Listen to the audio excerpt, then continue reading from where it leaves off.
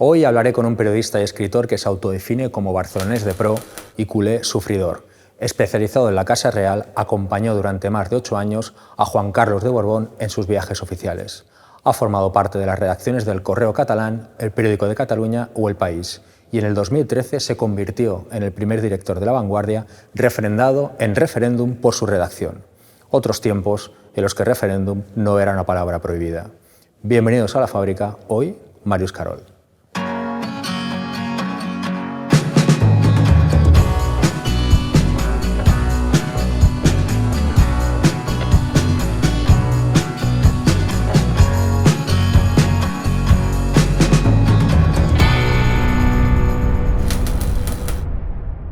Màrius Carol, bienvenido. Muchas gracias. Un placer. Hay un aspecto de tu biografía que no sé si todo el mundo sabe, que es que tú durante 8 años cubriste a la Casa Real, Sí. Seguiste sobre todo a Juan Carlos I. Creo que la pregunta cae por su propio peso. ¿Cuál crees que es el estado actual de la monarquía, su presente y sobre todo su futuro? Yo creo que uno de los argumentos a partir de los cuales se podría defender la monarquía es que en un momento en que todo está en cuestión, también la propia monarquía, pero como mínimo la monarquía por tradición puede ser vista como un elemento de estabilidad, ¿no? Sí que es verdad que los tiempos son complejos y las monarquías también tienen que adaptarse a las nuevas situaciones, ¿no? Yo creo que la monarquía española durante mucho tiempo estuvo sobreprotegida. Y yo creo que ahora le ocurre absolutamente todo lo contrario, ¿no? Está más al albur de todo, ¿no? De todas maneras, yo creo que en alguna ocasión, no sé, entiendo que el margen que le da la Constitución al rey es poco, ¿no? Pero podría ser utilizado el rey, digamos, en su papel arbitral. A mí hay una anécdota que recuerdo de Juan Carlos de Borbón, que un día, 2 o 3 meses después de ser director, un día me invitó a tomar un café en su despacho de la Zarzuela, y estoy hablando de febrero de 2014, faltaban 3 o 4 meses para abdicar. Él sabía, digamos, que había llegado, digamos, al final de su camino como jefe del Estado, o como mínimo era consciente de ello, y me dijo una cosa. Dice, entiendo que el gran problema que tiene España es Cataluña, pero yo creo que, dice, a mí porque ya no me dejan, ¿no? No sé si la expresión es exacta, pero es aproximada, ¿no? Dice, pero yo si pudiera, yo lo quería escoger a Mariano Rajoy y a Artur Mas, encerrarlos en este despacho y les diría, no vais a salir hasta que no hayáis encontrado una solución viable para solucionar el problema catalán, ¿no? Y me pareció, a lo mejor poco sofisticado, ¿no? Pero al final, ¿qué es lo que estaba diciendo? Hay que hablar, hay que sentarse, hay que intentar buscar soluciones, hay que intentar ser imaginativo. Y yo creo que eso en estos momentos se ha perdido, ¿no? ¿Crees que el discurso de su hijo, de Felipe, el 3 de octubre, fue un error? Yo no sé si fue un error. Aquel discurso yo lo hubiera hecho de otra manera. Es posible que el rey... ¿Te consultó a alguien? ¿A quién? ¿A ti? No, a mí no me consultó nadie. Por de mí, no. Pero sí yo luego tuve una vez ocasión de hablarlo con Felipe VI, ¿no? Y yo le dije, todo respetuosamente que supe, que yo me había quedado muy frío, ¿no? Que era un discurso muy poco empático, ¿no? Yo creo que muchos catalanes que no somos independentistas nos quedamos muy fríos, ¿no? Con la sensación de no sentirnos más acompañados, ¿no? Yo creo que aquel discurso iba dirigido más a las personas que viven fuera de Cataluña que a los ciudadanos de Cataluña, ¿no? Y yo creo que faltó empatía. Yo me lo he vuelto a leer, porque yo creo que sobre este discurso se han dicho muchas más cosas de las que finalmente dice, ¿no? Formalmente es correcto, pero las cosas no tan solo tienen que ser correctas, ¿no? O sea, al final esto es como el médico, ¿no? Si tú tienes una enfermedad complicada, es bueno que te lo digan, pero te tiene que tiene que darte el médico el ánimo suficiente como para que tengas ganas de seguir adelante, ¿no? Y yo creo que eso, yo al menos lo noté en falta. ¿Estás de acuerdo con aquellas voces de la extrema derecha, concretamente Abascal, que dice que, o considera que la exhumación de Franco es la antesala a derrocar la monarquía? No le acabo de ver relación, pero yo creo que de las cosas más saludables que ha pasado en los últimos tiempos en este país es que el verdugo no esté enterrado al lado de las víctimas, ¿no? Yo estos días, después del traslado al cementerio del Pardo, yo he recordado, y se lo he explicado a alguno de mis hijos, una cosa que me contaba mi madre. Mis padres vivieron la guerra siendo niños, ¿eh? Y eso les marcó. Tenían 8 o 9 años cuando empieza la guerra, ¿no? Durante 2 o 3 años pues, tuvieron que dejar los estudios, tuvieron, digamos, que sobrevivir como podían en una familia humilde del Poblenou y vivían en la calle Pedro IV, que es donde yo nací, ¿no? Y recuerdo que mi madre me había explicado muchas veces que hasta el año 52 veía pasar por delante de casa los camiones que llevaban a gente que iba a ser fusilada en el campo de la Bota, ¿no? El año 52, yo nací en el 53, en diciembre del 53. Quiere decir que 13 años después de acabar la guerra, había gente que era ejecutada por tribunales sumarísimos, sin las garantías suficientes, ¿no? Lo cual, digamos, la capacidad de aquel régimen, la capacidad de vengarse de aquel régimen era terrible, ¿no? Y eso a mí es una cosa que siempre me ha dado que pensar. Yo entiendo que una guerra es una circunstancia excepcional, pero que 13 años después, digamos, no hubiera tenido ni el dictador ni el más mínimo espíritu de intentar dejar de matar, me parece terrible, ¿no? ¿Qué te parece la sentencia? Yo creo que la sentencia no nos ayuda. No nos ayuda para todos aquellos que queremos que este país salga adelante, ¿no? Es muy difícil encontrar ninguna salida de futuro a Cataluña teniendo gente en la cárcel. Y eso yo creo que lo sabemos todos, ¿no? ¿Qué es lo que me hubiera gustado a mí? Hombre, yo creo que sí que hubo una desobediencia. Esto lo reconocen incluso algunos de los políticos presos, ¿no? Pero más allá de la desobediencia, que podría contemplar pues, no sé, multas, inhabilitaciones, el concepto de sedición me parece muy rotundo. Es un término muy rotundo, ¿no? También es verdad que hay cosas que yo tampoco me explico, que me falta distancia, ¿no? Me tocó vivir aquellos días de octubre y aquellos días de 1 de octubre, luego de 26, 27 del mismo mes, con tensión, con emoción, hay veces con desesperación, ¿no? Y hay veces que mi teléfono sonaba de gente que pedía que ayudáramos, ¿no? Pero más allá de todo eso... ¿Te llamó alguien aquellos días para pedirte ayuda? Sí, me llamó bastante gente. ¿Quién? Bastante gente. Pues mira, alguna muy cercana al presidente Puigdemont, que me pidió que hablara con Mariano Rajoy. Yo le dije, pero es que yo me dedico al periodismo. Es decir, yo lo que pedí, yo sabía que tenían el teléfono móvil.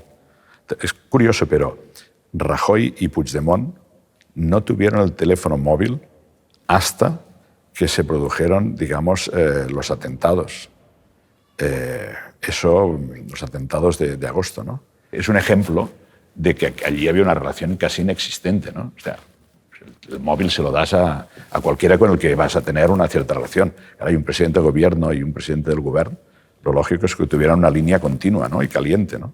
Y yo le dije, oye, y estoy convencido, porque además tenía el convencimiento que si hubieran hablado Rajoy y Puigdemont, hubieran podido evitar el 155, aunque es verdad que había gente que estaba enredando, incluso en el Senado, ¿no? Francesc Marc Álvaro ha escrito un libro muy interesante en el que coge un poco la tesis de Xavier Melero, el abogado de Forn, en el que dice que todo fue un espejismo, ¿no? Fue un Trompedale, que dice él, ¿no? Estas imágenes que algunos pintores saben hacer, que parece que se vea una cosa y en realidad se ve otra, ¿no? Pero, claro, si tú de alguna manera has proclamado en el Parlamento la independencia, no entiendo por qué después, me cuesta entender el proceso lógico por el cual después, en el Palau de la Generalitat, no se da la orden a un funcionario que tenía el lápiz de memoria para introducirlo, publicar la declaración en el Diario Oficial de la Generalitat y automáticamente pues, se sucedieran todos los decretos que emanaran de esta decisión, ¿no? Entonces, esto no se hace, ¿no? Entonces, Melero dice, es que en el fondo no se lo creyeron, en realidad fue no se les puede acusar de sedición ni de rebelión, decía en su interlocutoria, diciendo porque al final, si se lo hubieran creído, hubieran llegado hasta el final, ¿no? Y a mí eso me parece un argumento fantástico, pero no acabo de entender cómo, si vas, ¿no? ¿Crees que un indulto, una amnistía puede ser una solución? Sí, yo creo que sí. No, necesitará de un gobierno en Madrid con un cierto coraje. Y yo no sé si el gobierno que salga de las elecciones del próximo día 10 tendrá la mayoría suficiente o tendrá, digamos, la mayoría parlamentaria necesaria como para poder tomar decisiones, ¿no? Pero yo, en fin, si este fuera la solución, nada más fácil, ¿no?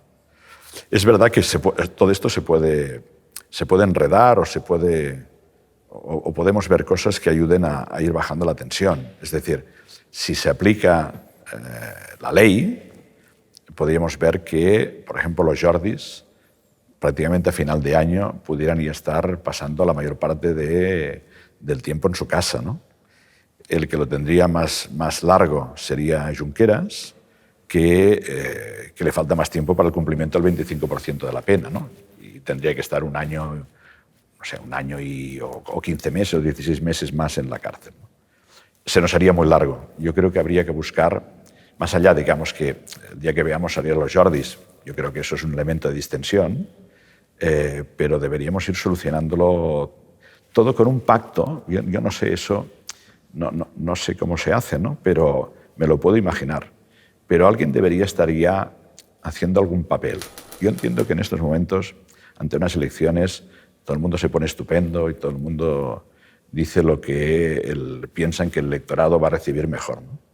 Pero yo, y se lo he llegado a decir al presidente Torra, yo, por ejemplo, una de las cosas que le he dicho es, no entiendo cómo nadie aquí en Madrid, que no hace falta que sean políticos de primer nivel, cómo alguien no está intentando, digamos, hacer un relato para salir de este laberinto tremendo en el que estamos, ¿no? Y que desgasta mucho como país, ¿no? Deberíamos ser capaces de buscar una salida. Yo, por ejemplo, a mis amigos independentistas les digo, ¿firmarías estar como está el País Vasco? Y debo decirte que el 95% me dicen dónde hay que firmar, ¿eh? En el caso de Cataluña, yo creo que el Estado tendría que haber hecho más, ¿no? Tendría que haber hecho más. Es decir, aquí nunca se pidió, digamos, una situación, por ejemplo, fiscal como la del País Vasco, ¿no? Pero ni siquiera hubo la imaginación para encontrar una salida parecida, ¿no? ¿Quién te ha hecho disfrutar más, Dalí o Messi? Messi. Y eso que Messi no pinta, pero yo estoy convencido que si pintara también sería un genio. ¿Qué te emocionaría más ver? ¿A un jugador del Barça levantando la Champions o la Copa del Mundo con la selección? El Barça levantando la Champions. Valverde. Pero debo decir que me hizo ilusión también ver cómo la selección española ganaba el Mundial, entre otras cosas, porque prácticamente era el equipo del Barça. ¿Valverde o el Tata Martino? Esta tiene mala hostia, ¿eh? No. Uno es triste, el otro es un perdedor. Prefiero un triste. Como analista, ¿Pilar Rahola o Jordi Basté? Yo creo que a Pilar Rahola le sobra muchas veces emotividad y a Basté solo le falta pelo. Casi te diría Es que además son dos personas que me aprecian mucho. Basté lo mejor que tiene no es el analista, es la capacidad de análisis, sino la capacidad de transmitir, ¿no? Pero a lo mejor me acerco más a la forma de pensar de Basté. Como articulista, ¿Pàmies o Quim Monzó? Pàmies. Soy fan de los dos, pero soy, en fin, me parece que hay un punto de ternura con mala leche en Pàmies que a mí me fascina. ¿Quién te parece más imparcial, Susana Griso o Ferreras? Ninguno de los dos. Como presidente de la Generalitat, ¿Artur Mas o Jordi Pujol? El silencio es amplio, ¿eh? Es decir, Jordi Pujol, aunque con él empezó todo, pero bueno. Como alcalde, ¿Xavi Trias o Pascual Maragall? Pascual Maragall. ¿Quién llegará más lejos en política, Íñigo Errejón o Manuel Valls? ¿Quién lo sabe? Yo creo que Manuel Valls, mira. ¿Sí? ¿Qué te parece Errejón? Errejón me parece un personaje que se ha precipitado. Y yo creo, es verdad que la historia pasa por delante, ¿no? Pero yo creo que Errejón acabará en el PSOE. ¿Y Valls? Y Valls puede acabar presidiendo un partido que ahora preside otro. ¿Crees que Albert Rivera se come los turrones en el Consejo de Administración de una empresa? Yo creo que no se los comerá seguramente al frente de su partido. ¿Cómo se vive siendo director de un periódico que para algunos ese periódico sea españolista y para otros sea filo independentista? Hay una cosa que es bastante triste, suerte que mi familia me quiere, ¿no? Porque al final en Madrid te ven, digamos, como que no estás en la trinchera. A mí me lo han llegado a decir a La Vanguardia, que eres independentista. Sí, sí, no. No cambio te ven en la trinchera, ¿no? Y entonces... pero es que yo no he venido... Yo he venido a contar lo que pasa. Por ejemplo, nosotros, el titular que publicamos el día 1 de octubre, perdón, el día 2, después del 1 de octubre, lo recuerdo, era una imagen a 5 columnas de la policía aporreando y titulamos El gobierno reprime el 1 de octubre. Pero aquí, a lo mejor alguien vio un editorial en esta primera página, pero es que, ¿qué íbamos a contar? Es lo que pasó. Es lo que pasó. Y nosotros, por ejemplo, no hemos reñido a nadie. Nosotros hemos advertido, ¿no? Nosotros, poco antes del 27 de octubre, hicimos un titular que decíamos, cuidado que nos vamos contra las piedras, ¿no? O contra las rocas. Pero nuestro afán ha sido dar argumentos, ¿no? Yo creo que en este sentido hay cosas que nos han ocurrido. Por ejemplo, algunos suscriptores que se nos dieron de baja diciendo, no entendemos por qué ustedes no han hecho el mismo recorrido que nosotros, ¿no? Nosotros ocupábamos ese espacio central, catalanista y tal, y nos hemos ido al independentismo, ¿no?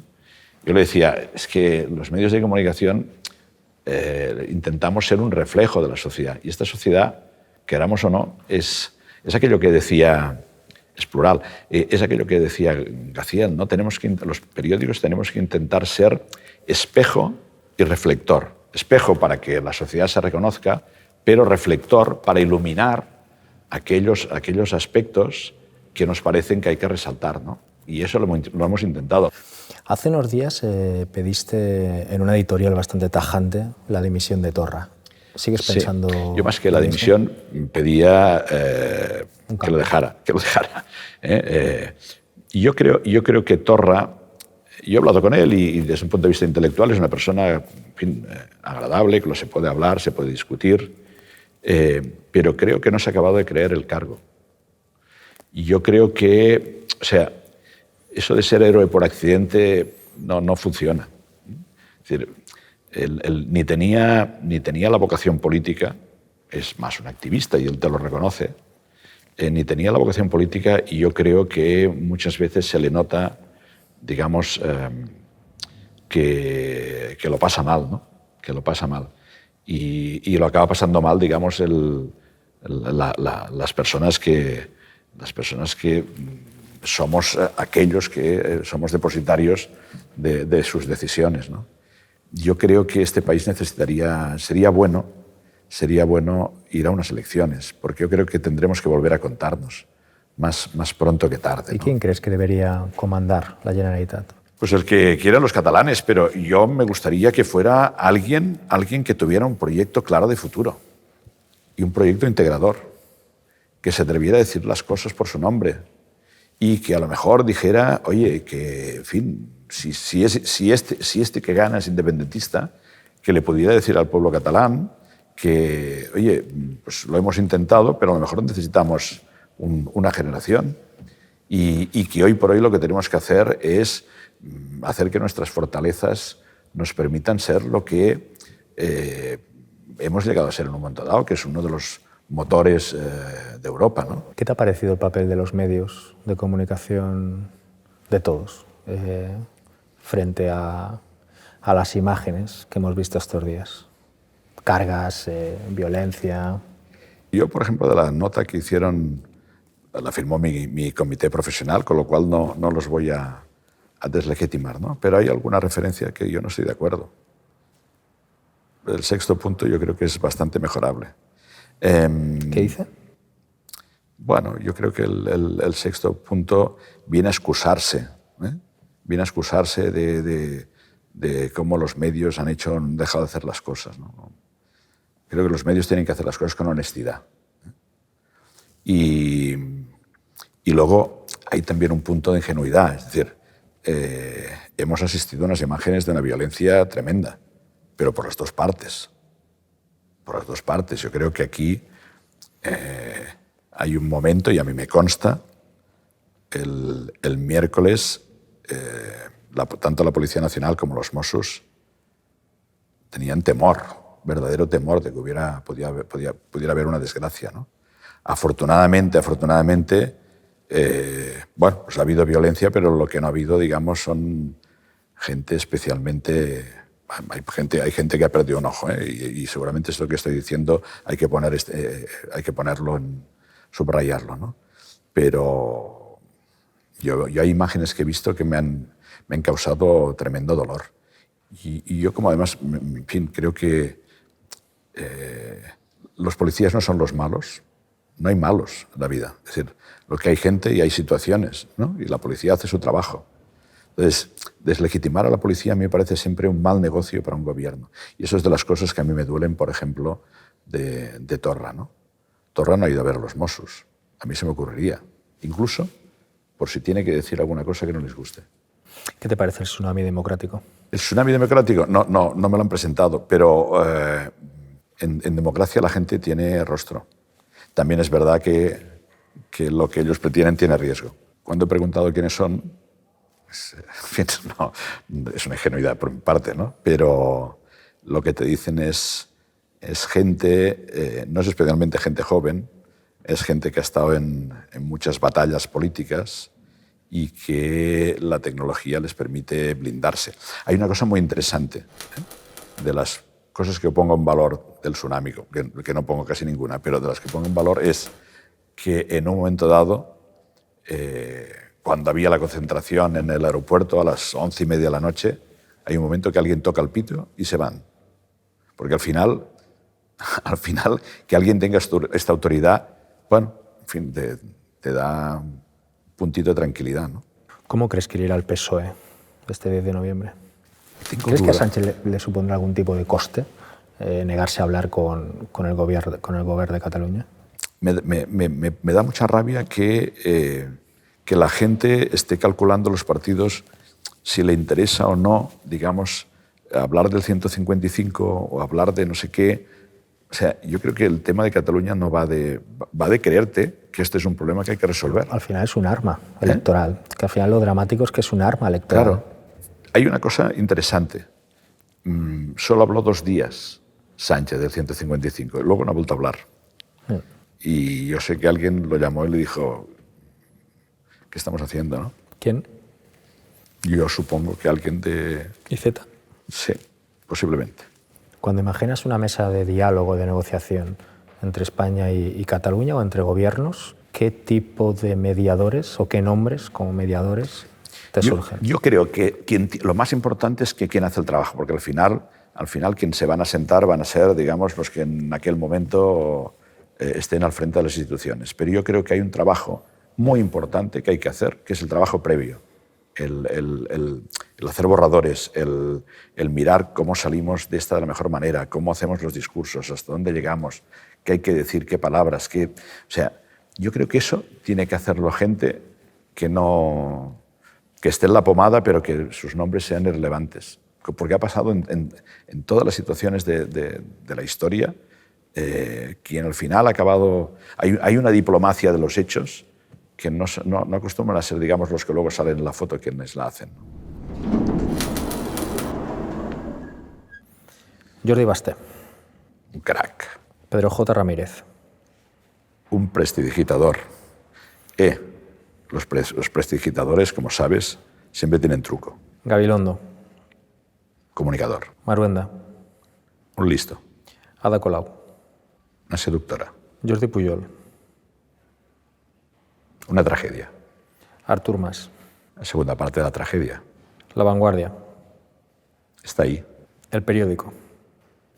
Diario que figura entre los fundadores, es decir, nunca podré hablar inmediatamente mal del periódico, pero te diría que el periódico es el diario popular honesto. TV3. Tengo gran cariño en TV3, pero yo creo que TV3 no está en su mejor momento. El País. Quiso ser El País, es una parte del país. Rivera.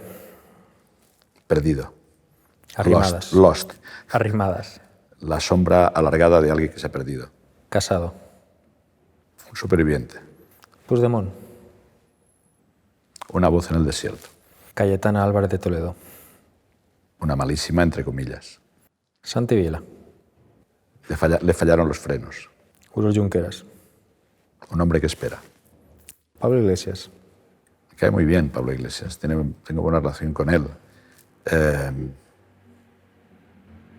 Alguien que se la juega. Marius Carol. Yo mismo.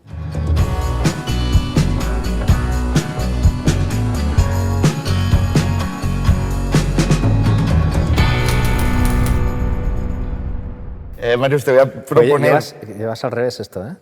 Sí, es igual, vale, es como vale. hacéis Si vosotros solo fuera con las fotos esto. del rey. Vale, del vale. Borbón. Pues es así, es de la CUP, ¿no? Exacto. Vale, vale. Te voy a proponer dos titulares ficticios y me tienes que decir cuál pondríais en portada de La Vanguardia. Vale, ¿De acuerdo? de acuerdo. Los dos primeros. ¿Se proclama la República Española o detienen a Puigdemont? Hombre, yo creo que hay una noticia, si se llegara a dar, que sería más importante que la otra, porque no cambia cada día un estado de forma de gobierno, ¿no? Y de estado. ¿El Barça vuelve a fichar a Guardiola o Rufián cazado besando a Inés Arrimadas? Yo creo que la noticia es evidente cuál sería. O sea, lo de Guardiola ya se espera. Hay otras cosas que no están en el catálogo. No va a pasar. No va a pasar, nunca digas No va a pasar. no va a pasar. Bueno, la gente cambia, Gabriel. Lo digo por ti también, ¿eh? No tanto. ¿Qué es más noticia? ¿Absueltos los CDRs encarcelados por falta de pruebas o a Borrell se le escapa un puta España? No me puedo imaginar el segundo escenario. Por lo tanto, eso sería más noticiable. Seguramente. ¿El Corte Inglés acusado de estafar 100 millones de euros o otro hijo de Pujol acusado de estafar 100 millones de euros? Posible que el Corte Inglés, en fin, yo llevo la tarjeta del Corte Inglés. Pues o ya sea que está. no. Y en cambio no llevo la tarjeta de Pujol. ¿Messi ficha por el Real Madrid o un meteorito nos matará a todos en 50 años? Pues prefiero que me mate un meteorito ya rápido y que se acabe la broma, pero lo de Messi no lo podemos consentir. Pero sería más portada. ¿Qué es más importante para ti? No, hombre, seguro lo de Messi. Messi, ¿eh? Que un meteorito Este nos mata a meteorito. todos. Acabamos, Marius, con el selfie. Sí. ¿Vale? Con la palabra que tú quieras, nos hacemos la foto. Sí. ¿Vale? ¿Cuál es? Visca. Visca. 3, 2, 1. Visca. Visca. Visca.